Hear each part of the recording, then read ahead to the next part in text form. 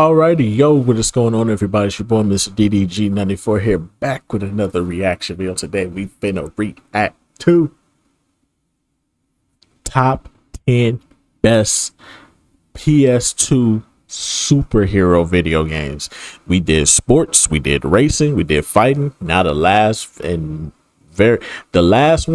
superheroes. This gonna be the last one. I know there's shooters, open world. Nah, we already know about those. We already know about those lists. I don't think we got to go any further with those lists. But superhero video games, obviously the number one got to be Spider-Man 2. That's got to be the number one. Spider-Man 2 got to be the number one. Spider-Man really low key should dominate this list. Bro, Spider-Man low key should dominate this list because damn near every Spider-Man game that came out during the PlayStation 2's lifespan, Spider-Man was arguably the best games. Now, don't get me wrong. There was a Superman game. There was a Batman game. There was a couple of Batman games. There was a Superman game.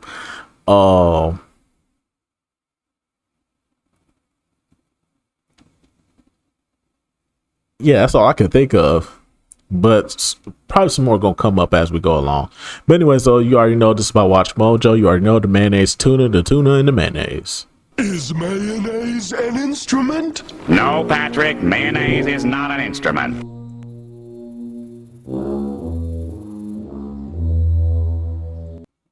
But anyway, so without further ado, let's get right into it. I never knew your name was Herman. Oh no, it's you! Well, you are kind of in my neighborhood, Herman. Welcome to Mojo Plays, and today we're suiting up and feeling super as we look at the 10 best superhero games on the PS2. For this list, we'll be looking at the games on Sony's second console that perfectly encapsulated some of our favorite heroes. I don't know if Legos should count. What was your favorite heroic? Oh, I forgot about the Punisher. Find your inner strength. I forgot about Punisher. Know down in the comments. Before we continue, be sure to subscribe to our channel and ring the bell to get notified about our latest. Should the Legos count? I don't think the Legos should count. I think the Legos should be their own separate. I don't know, bro. I don't think the Legos one should count. Videos. X-Men Origins Wolverine. Oh yeah, this was definitely heat. The movie was movie ass, movie garbage. Hear me and hear me good, nigga. I'm here to double down. That shit is a 2-pack of ass.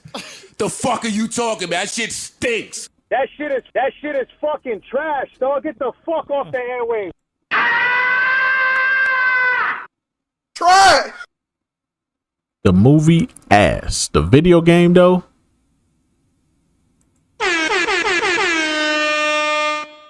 that shit.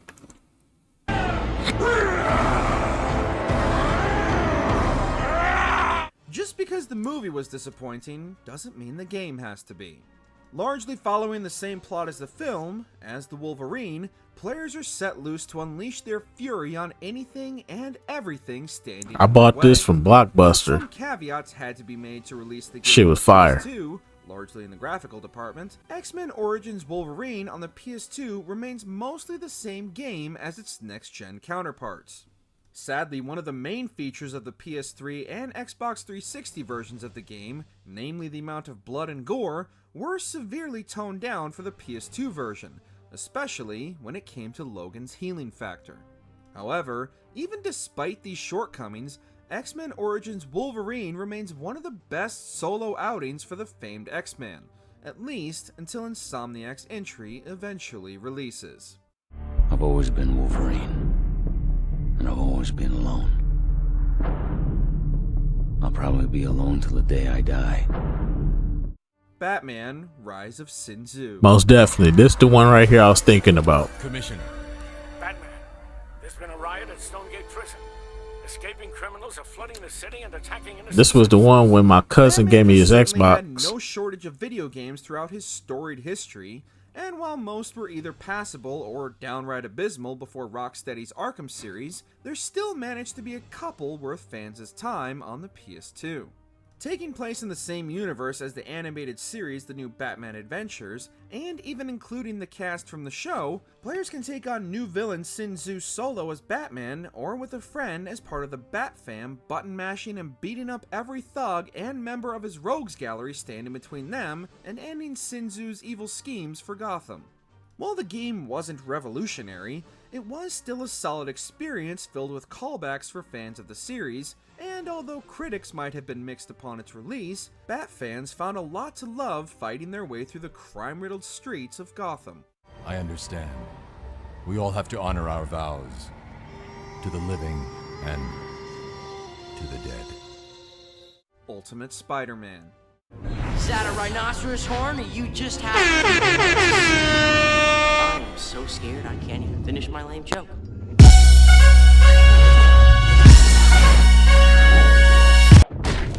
This shit was heat. No doubt overshadowed by Treyarch's other web-swinging tie-in, and based on one of the most popular modern adaptations of Spidey's adventures, Ultimate Spider-Man is one of the best and also most overlooked of Spidey's many video game outings. Treyarch's use of cell shading made the pages of the comic come to life, and even managed to incorporate the panels of the comic into the game's many cutscenes, letting the player feel like they were playing a story lifted straight from the pages of the popular graphic novel. This time around, players took control of not only Peter/Spidey, but also Venom, attempting to stay ahead of Trask Industries trying to capture him. While the swinging might not have been as wide open as in Treyarch's previous wall-crawling adventure, Ultimate Spider-Man features a much more cohesive story, as well as better combat and upgrades, and numerous cameos from many fan-favorite characters.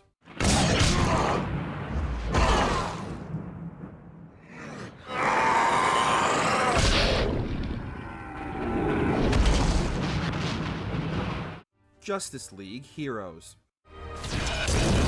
I never played this. For any help. Well, since I'm here anyway. I never played this one. Always wanted to, but for as perfect a scenario as it is to team up with the Justice League to battle, never got the chance to, and I see why. Aren't as many group hey, this shit look ass, bruh. Think, let alone any worth playing.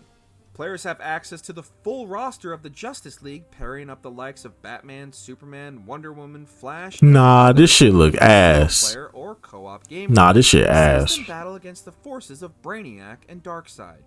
The game might use the familiar beat-em-up style gameplay, but the various powers of each hero and the combinations players can create, as well as customization options for each hero, keep the repetitive action from getting dull, along with a surprisingly stacked voice cast that keeps the story engrossing throughout. You think you'll ever escape again? Doesn't matter. We're here. The Punisher. This shit was this was really good. I'm back. And it's their turn to die.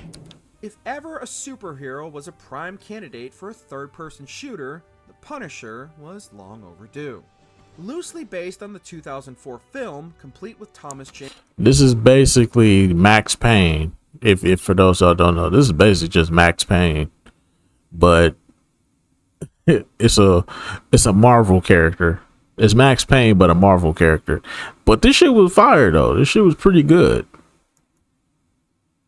Jane reprising his role of Frank Castle, albeit strangely without his chiseled good looks for some reason, the Punisher game became notorious for its interrogation scenes, which allowed players to question suspects using various objects in the environment to encourage their cooperation, and even almost earn the game the dreaded adults-only rating. The game also incorporates other villains into the story such as Kingpin and Bullseye, as well as an unexpected cameo from Nick Fury. The game received mixed reviews from critics, but fans were immediately enamored with the comic-accurate portrayal of one of Marvel's favorite anti-heroes. Yeah. Even if you did fail the level for killing innocent civilians. Yeah, that's what it was for, torture. French test on an uninhabited island. It's uninhabited now. That was the fun Marvel part. vs. Capcom 2, New Age of Heroes. I apologize. No, I fuck that. I don't apologize. That shit was fire. I don't care what y'all say. But few have managed to capture the power and spirit of the crossover like Marvel vs. Capcom 2. I don't like these type of Using a games. tag team approach, players can load up their roster with any combination of fighters. I'm gonna keep it a bean with y'all. I never liked these games, so I never played them. I don't like these type of fighting games. Like when they look like they belong on a Game Boy Advance. These shits look like they belong on a Game Boy Advance. That's why I never liked them. They desire and unleash their powers on the many fighters and characters from Capcom's own extensive catalog. The game's hand-drawn graphical style made the game feel like every fan's versus fantasies come to life, and the battles would often devolve into frantic battles of each player unleashing their ultimate hyper combo attack and completely changing the outcome of a fight. Marvel vs. Capcom 2 is widely considered not only one of the best superhero games, but also one of the best 2D fighting games of all time, and its roster of playable characters remains unrivaled even by its own sequel, Marvel Ultimate Alliance. Spider-Man, draw them towards the stern. Sure thing. I just love being the target. Wolverine, you do it, Boy Scout. I don't take orders from you. Although both Marvel Ultimate Alliance and Justice League Heroes were released within months of each other in 2006, the Justice League just couldn't compete with the absolutely stacked roster Ultimate Alliance offered players. Featuring 22 playable characters from X-Men to Avengers and everything. I had a friend who had this game. He wanted me to play it with him. I played it with him for a little bit. I ain't like it, bro. I ain't like it. I don't like these World of Warcraft looking type of games. I don't like the games when they look like World of Warcraft. I just don't. It's something about these games that just you know what I mean? Like for some of y'all probably love this game, but for me, brother,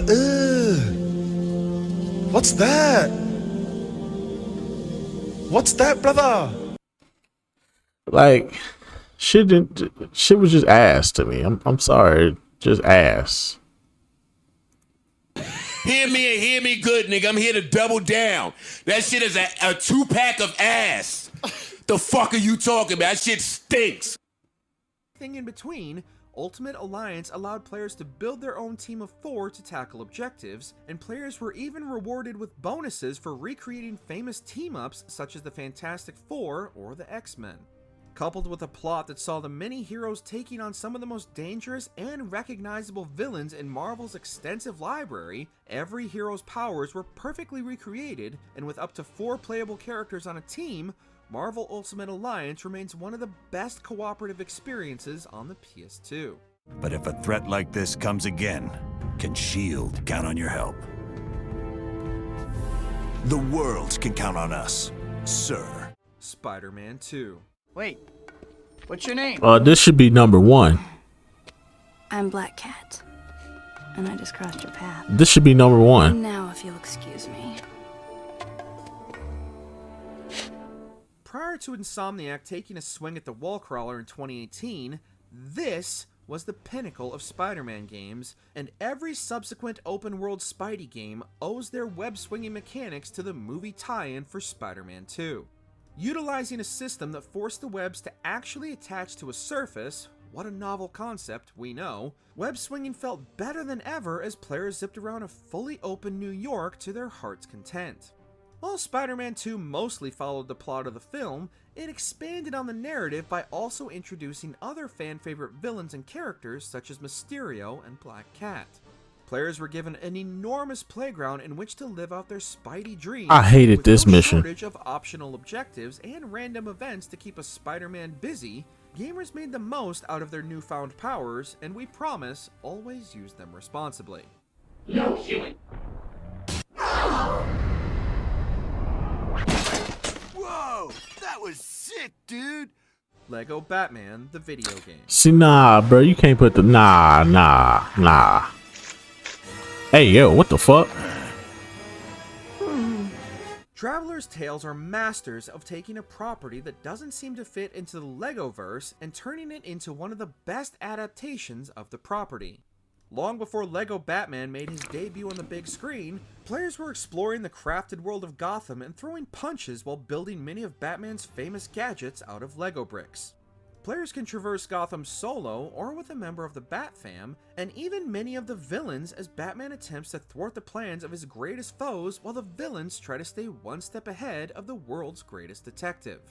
Along with the trademark humor fans had come to expect from the LEGO games, the LEGO Batman game is also notable as it's Traveler's Tales' very first original story not based on an existing adaptation.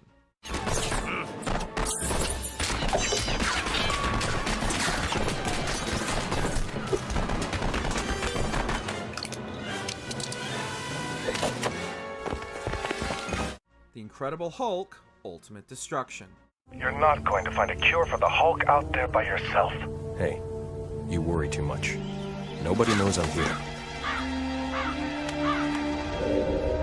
Hello, Dr. Banner. The ultimate power fantasy for the most powerful Avenger, Hulk Ultimate Destruction lived up to its title by letting Hulk smash everything standing in Hulk's way, be it buildings, cars, tanks, helicopters, or innocent bystanders, were no. This game is too buggy, bro. This game had too many glitches and bugs in it, bro.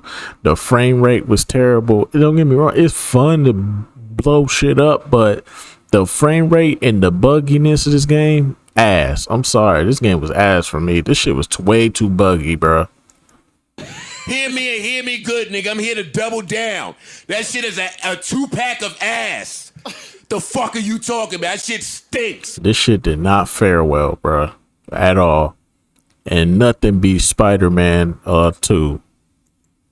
No match for Hulk's unbridled destruction, and some debris such as cars or buses could even be used by the Hulk to further his destructive tendencies.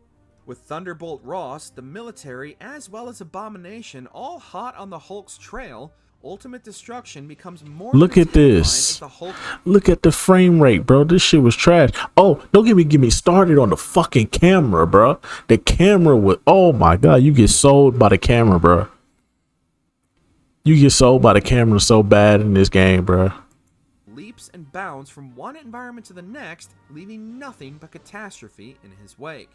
Featuring a level of destruction still impressive even by today's standards, players could completely level an area down to rubble if they wanted to, unleashing their own rage, all while trying to stay one step ahead of the world hunting them down.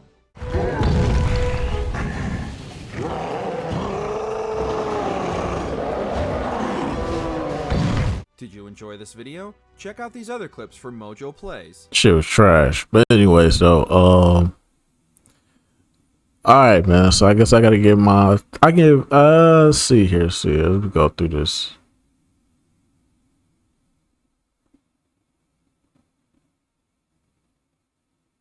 Alright, so let me break it down for y'all like this. Damn near every Spider-Man game, damn near everyone that came out on the PlayStation 2, all of them pretty much gonna be on this list. So I think it's about 6 or 7 of them. I think it's about 6. I think it's about 6 Spider-Man games that came out during the PlayStation 2 era. So all 6 of them gonna be on here. So and then see, you got Batman Rise of this one right here, the Batman game, Wolverine game, absolutely. The Punisher game was pretty good. That was really good. And that's where I'm gonna leave it at.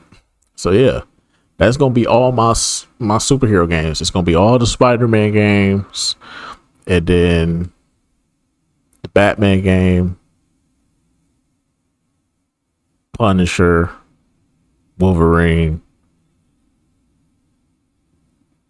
and that's it. That's it. That does it for me. So yeah, this list is ass. In my personal opinion, this list is ass. I know some people are gonna be like, it's not ass, bro. How could you not like Marvel Ultimate Alliance? Shit was...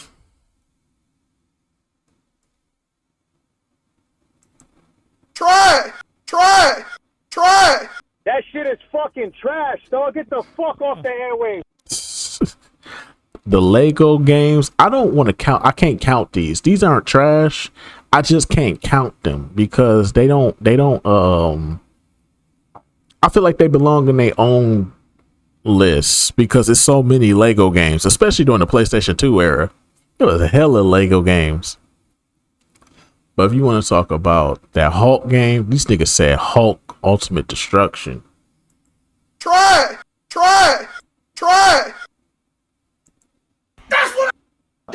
That shit is fucking trash, dog. Get the fuck off that. That shit is fucking trash. That shit is fucking trash, dog. Get the fuck off the airwaves. Hear me and hear me good, nigga. I'm here to double down. That shit is a 2-pack of ass. The fuck are you talking about? That shit stinks. I'm just saying though, but it's Watch Mojo. What you expect, man? The mayonnaise, the tuna, and the mayonnaise. Is mayonnaise an instrument? No, Patrick, mayonnaise is not an instrument.